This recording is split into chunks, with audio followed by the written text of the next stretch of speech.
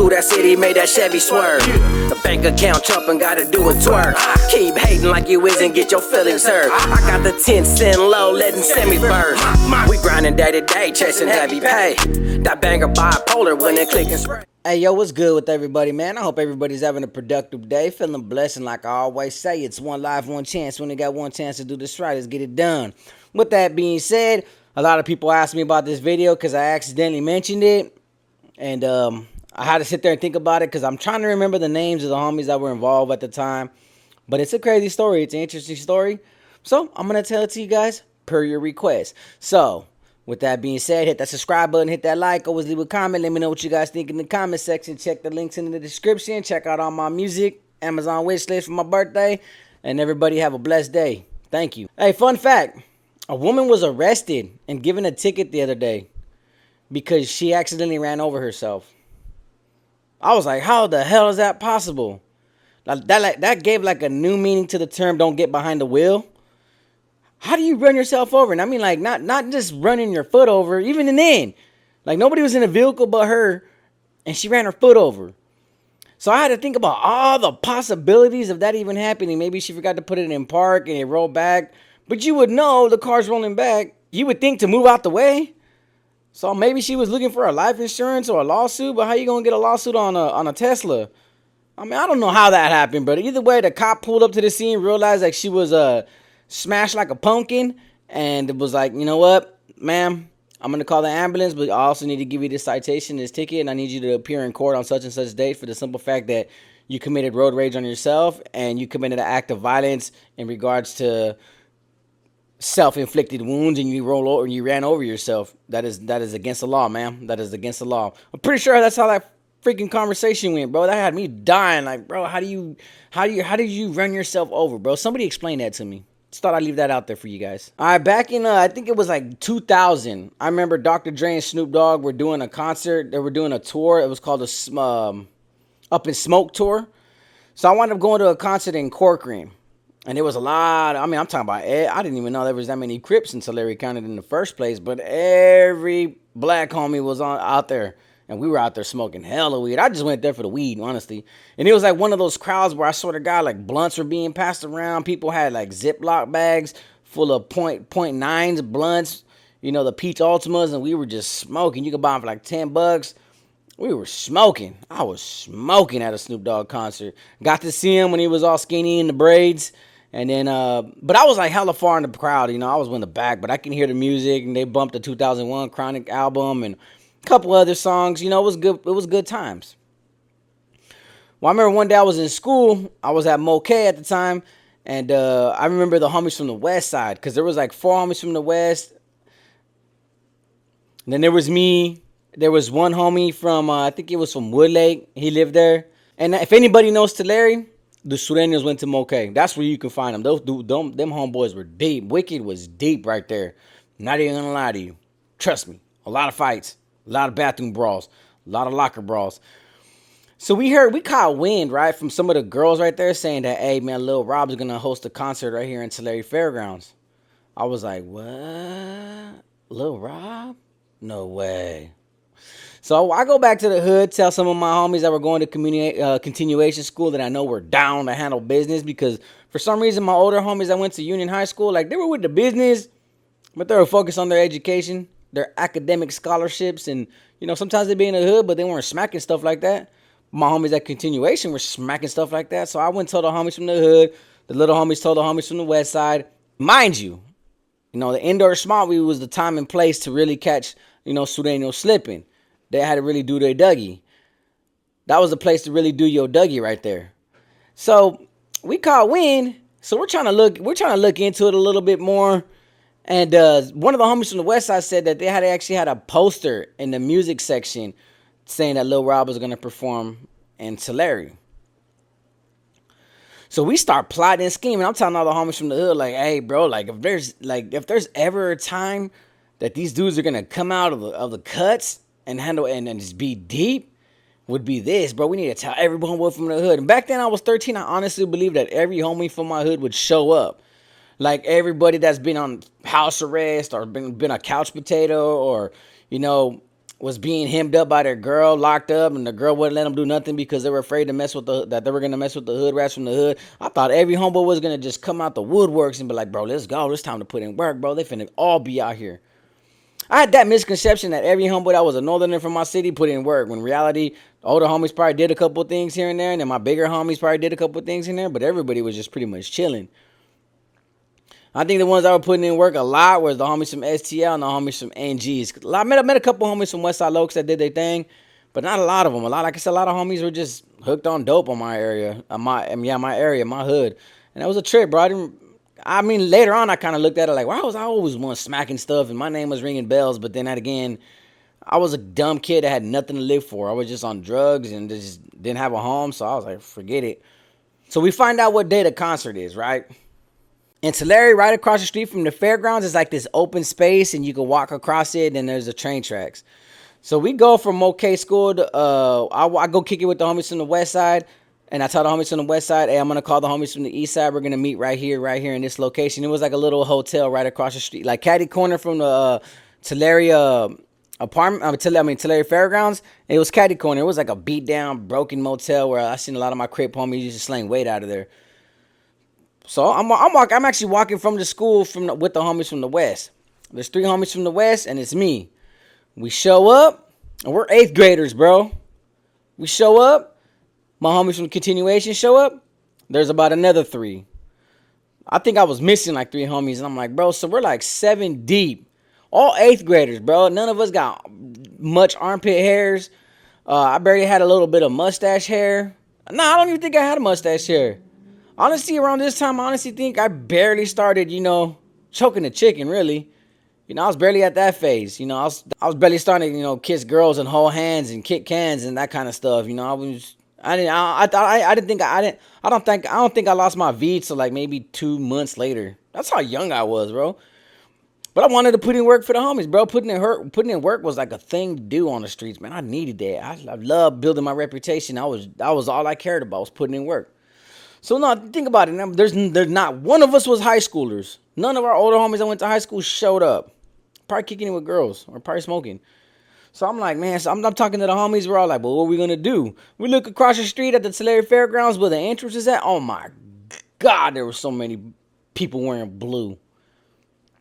I was like, dang, man, like, they're all adults, bro. Like, seriously, how we going to take on a bunch of men, grown men? There are a bunch of grown men out there. Bald heads with bangs, shaved heads, lokes.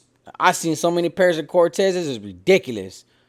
So there's a fence on the back of Tulare Fairgrounds where it was kind of beat up, messed up, and it bent backwards. We snuck in right there because we didn't want to go through the entrance. We didn't want to pay. We wanted to be sneaky. Some of us had a couple of pocket knives. Some of us had, little stuff here and there, but we didn't have nothing major.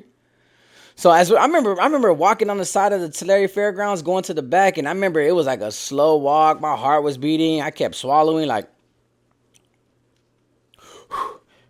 breathing because, dude, just the line alone, there was like 50-something Sureños. I'm talking about Southside Kings, Local Park was there, Wick was there. Everybody imaginable out of Tulare County that was a Sureño from Morosi were all there.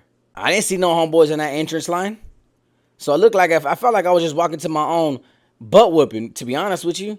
So we hopped the fence. We go to the back. There had a couple of booths where they were selling like corn dogs, hot dogs, stuff like that. And they had a big booth where they were playing a lot of music. There was a big dance floor where everybody was dancing. I was seeing caballeros, fools with hats and chains and all that. And I was like, God damn, seriously? But we're chopping it up and we get to this certain point where they had the stage where the crowd was at. They were listening to a bunch of like old school funk music, and they were bumping a lot of music. But I'm telling you, it was like we were gonna walk into the ocean, bro, like the deep blue sea. Everybody was blue. I seen so many blue Pendletons, blue cutoff short sleeves. Dude, there was a Southside, I swear to you, bro, from Southside Kings. He had a blue sweater, a blue belt, dark blue jeans, white Cortezes, bald headed. They said later on that his name was Casper, but who knows? I was just describing this story to a Sureño and locked up, and he was like, yeah, that's the homie Casper. That sounds like the homie Casper. And I'm like, bro, I don't know if his name was Casper. I didn't ask him when he punched me in the mouth.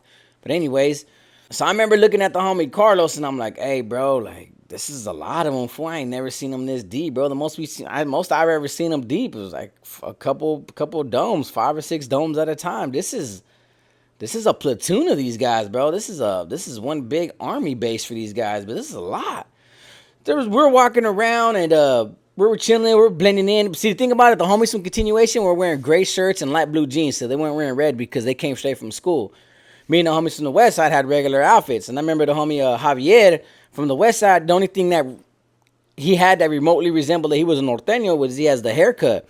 You know how you grow the top and you put it in a braid, and a long braid that makes it look like a Mongolian. He had that, and I remember he had a Raider jersey, and he had beige khakis and black Cortezes. So you could have blended in and looked like one of them too. What we didn't know is that there was actually homeboys that showed up from Dinuba and Woodlake. But we didn't know then. We didn't know that these individuals, but we didn't even know they were there until things popped off.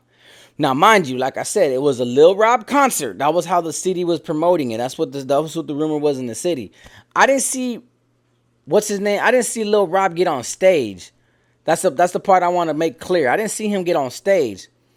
But we didn't know how to kick it off, bro. We're a bunch of 13-year-olds against a bunch of 20, 30-year-old grown men, Southsiders that were built like Brock Lesnar and Eddie Guerrero and all kinds of other sizes imaginable.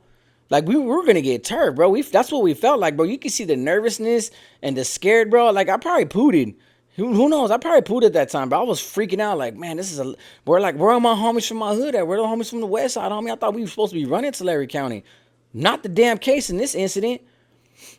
But I do remember this. I don't know who this rapper was. I've been hearing about him later, but I've never heard his music. But I remember hearing this song, but it was some dude named Frost. I don't know his name, but it's a rapper named Frost. I guess he was a southerner from Southern California. He actually was on stage during the time when we were just ready to, go and sock somebody in the back of the head.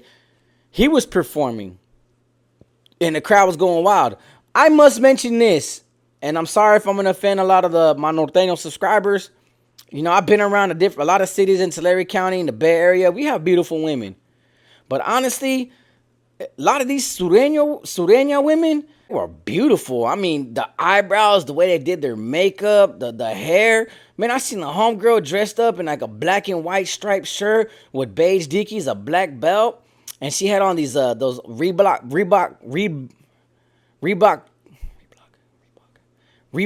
Classics. Should I say? Sorry if I'm stuttering. I'm off a lot of coffee. Bro, she was beautiful, bro. She was gorgeous. And you know what's crazy is that I used to look at a lot of Teen Angels magazines and see a lot of Sureñas on there. And I used to be like, wow, bro, like these women down south are beautiful. And even the times that I went to LA, even my baby mama, I used to be out there and be like, man, women out here, they're beautiful. And getting to know a lot of Sureños in jail, I must say, bro, the homies from up north, I guess we treat our women a certain way that, sometimes, a lot of women stay loyal to us, but a lot of women they just bounce, bro. Their loyalty isn't the same from what I've seen as a Sureña that's in love with a Sureño. That love is different. That love is a different type of unconditional. Like, they go hard in the paint for them men out there. So I'm seeing all these hyenas, bro, and I'm like, wow, it look like a scene for me, Vida Loca, all over again. I was like, these women are gorgeous. So me and the homies kind of got stuck. Like, damn, you see that? Whoo, she bad. Like Campbell soup. So as we're being perverts and we're looking at all these girls, we don't know what to do, bro. We're over here talking about like, what we gonna do? That's all we kept asking ourselves, like every 5 minutes. Hey, bro, so what we gonna do? How we gonna do this? Well, what's going on? What's the movida? And then sure enough, after that fool Frost performed, they played like 2 songs. And then they announced Lil Rob was going to get on stage next. That's all the announcement was. And there was a small crowd to the right of us that actually booed the stage. And I remember seeing the whole crowd look that direction, started hearing some arguments, started hearing commotions. Then we started seeing the crowd move that direction, and that little crowd moved towards the crowd. So now me and the homies are like, this ain't a drill. It's going to go down right now. Up, let's go. And a fight broke out. Later on, I found out when I went to juvenile hall that it was the homies from Woodlake and Dinuba. Because I was locked up with Eric Kurtz from Dinuba. He said he was there. And but a couple other people said that their homies were there and they were talking about it in the neighborhoods. So it kicks off.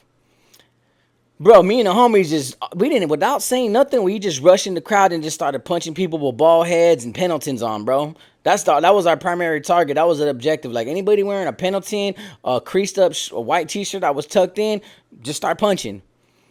Bro, I think most of that riot, bro, I was swinging at hot air. I didn't hit really too many people. Here's a fun fact. We started getting jumped, and we were getting jumped pretty bad. And honestly, I'm going to be honest with you, there was a point where I was getting jumped, and it started to hurt so bad that I felt my eyes getting watery. Like, if I don't want to say that like I was going to cry because I was getting whooped, but it hurt so bad that, I was getting emotionally, like my eyes did water a little bit, and I started getting scared. I started really panicking. I was covering my face, like, because I didn't know how long this was going to last. I didn't know how it was going to turn up. I don't know how it was going to turn out. It started to hurt. Like, bro, I swear, bro, I think that might have been the first time I got socked in a funny bone on my elbow, bro, like multiple times. Like, my arms and my fingers were locking, like, dang, man, it was bad. And I didn't know where my homies were at. But I'm about to tell you how my tooth got chipped. And that's not that bad, but it chipped the heck out of it. During the commotion, like, I'm trying to find a way to run. Like, I didn't even care about my homies no more, to be honest with you. I just wanted to run and get up out of there and go home and probably just cry in my bed, bro, because I was getting hurt pretty bad. Well, one of the hyenas, she was wearing an all black, it said Player 69 in cursive on it, and I remember seeing those jerseys a lot at the indoor swap meet. She was wearing a black one, and she had black pants on, and she had her hair in a bun, and she had these big old hoop earrings on. She had the initial belt buckle wrapped around her hand, and she swung. But she missed me, but the buckle itself hit my tooth. And I remember I remember this vividly, and I'd hate to admit it, and this is kind of embarrassing, but when it hit, it hurt, and it left my front row teeth numb. And I remember doing it loud. I was like, as soon as it hit me, I go, oh! And I did that because it really stumped me. It didn't hurt me like that, but it stumped me. And it did hurt my gums and my teeth a little bit, but I just remember going, oh! And I backed up, like I backpedaled real fast, like a lot. I finally seen two of the homies that I came with, and I remember grabbing their shirts and I'm like, hey, fool, let's bounce, fool, let's bounce. Honestly, when we were running and we were looking back, the crowd was going crazy. Security guards were going crazy, trying to break everything up. I was seeing a bunch of soda cans and cups getting thrown. The music was off. Never seen Lil Rob. Never seen him go on stage. And that's how it kicked off. I remember we ran all the way back to the fence. If you jump the back of the fence of the Tulare Fairgrounds, you're right in my neighborhood. All I got to do is go 1 block, 2 blocks over, and I'm on R Street, P Street, and Q Street. That's where STL and SF are at. And I remember I was with the homies. We all gathered up around like maybe 7 o'clock at Lincoln Park. Chopped it up. All of us, I ain't gonna lie, all of us 8th graders were talking about how we were putting it down, how we knocked some fools out. I never really told the homies I got hit with a belt buckle, but I my teeth were hurting. Honestly, it felt like my front tooth was like loose. Like I felt like they almost knocked my tooth out. We all chopped it up. We all went our ways. Me and the homies from the east side went to Johnny Flores' pad, started smoking blunts laced with chops. So, we were smoking cavies or primos, whatever you want to call them. And I remember my lips were numb that night, and I was like, so I kept doing. I got real addicted to cavies that night. I mean to cavies or primos, whatever the one it was. Nah, I think cavies was with rock. I remember smoking that later. So yeah, we smoked and we're chopping it up and we're acting like we put it down. We're all telling all the homies from the hood like, yeah, fool, we just kicked it off with the Sureños, bro, from Southside Park, homie, from Wicked, homie. No, damn well we didn't know who was from Wicked and who was from Southside Park, but it was whatever. And like right before the night ended, I remember going on to Blackstone. There's a liquor store right there off Blackstone in Sonora, I believe it is, if I'm not mistaken. And we did a beer run. We stole a bunch of bottles of St. Ives, and we went back to the hood, and we drank this little Kool-Aid, this little water. We're on Ventura Street chilling, and about 9 or 10 o'clock, we went home. And I remember going home to my grandma's house. We were living at the Cambridge Street Apartments. I went to the pad. I changed. And that's when I went to go see my tooth. I wanted to make sure my tooth wasn't missing. and I seen that my tooth was chipped, and I was like, what? Like, no way. I mean, she took off a little chunk, dude. And I was just like, man. But no one noticed it for a long time. And then somebody asked me. So I remember somebody asking me, like, what happened to your tooth, bro? Why, would you bite down on your tooth hard? And that's when I told the story, like, nah, man, some homegirl hit me with a belt and just busted my muzzle. But then I kind of got mad, bro. I was like, bro, where was all the homies at, bro? Like, I thought my homie was supposed to be putting in work, bro. This was a time to really catch, Sureños slipping. And they were deep, super deep. But there was hardly any homeboys. How's Sureños gonna throw a concert in Tulare? And I don't see no many homies from Tulare, but I see homies from Woodlake and Dinuba coming over from a different city to put in work, bro. Like, I was kind of ashamed of my town for a little bit, bro. I was like, man, forget you guys, bro. You guys left us hanging. And I remember talking to like two older homeboys. The homie JJ from my hood, he was older. He had a bad old Regal.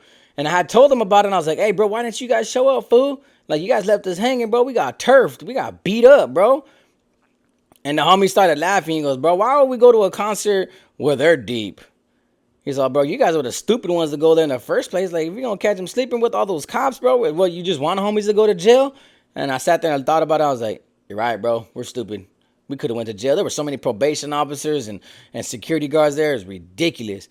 But yeah, that's the story about the Lil Rob concert and what took place and how I was nervous and how, honestly, I almost cried because I was getting jumped by some Southsiders, and then Sureña chipped my tooth. Man, I really need to get my teeth fixed. So I'm going to have to use this YouTube money and get my teeth white, man. It looks like I've been eating corn chips. But that's the story. Thought I'd tell you guys that story since you guys asked about it. Nothing major other than a Southsider beat me up to the point I almost cried. All right? So with that being said, like I always say, it's one life, one chance. When they got one chance to do this right, let's get it done. Peace.